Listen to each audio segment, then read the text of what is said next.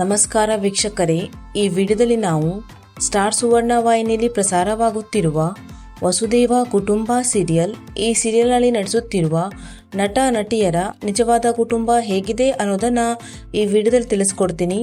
So ವಿಡಿಯೋವನ್ನು skip ಮಾಡದೆ ಪೂರ್ತಿಯಾಗಿ ನೋಡಿ. ಹಾಗೇನೆ ನಿಮಗೂ ಕೂಡ ವಸುದೇವ ಕುಟುಂಬ ಸೀರಿಯಲ್ ಇಷ್ಟ ಆಗ್ತದೆ ಅಂದರೆ ತಪ್ಪದೇ ವಿಡಿಯೋಗೆ ಒಂದು ಲೈಕ್ ಕೊಟ್ಟು ನಮ್ಮ ಚಾನಲನ್ನು ಸಬ್ಸ್ಕ್ರೈಬ್ ಮಾಡಿ. ಹಾಗೇನೆ ವಸುದೇವ ಕುಟುಂಬ ಸೀರಿಯಲ್ನಲ್ಲಿ ನಿಮ್ಮ ಫೇವ್ರೆಟ್ ಜೋಡಿ ಯಾವುದು ಅನ್ನೋದನ್ನ ತಪ್ಪದೇ ಕಮೆಂಟ್ ಮಾಡಿ ತಿಳಿಸಿ.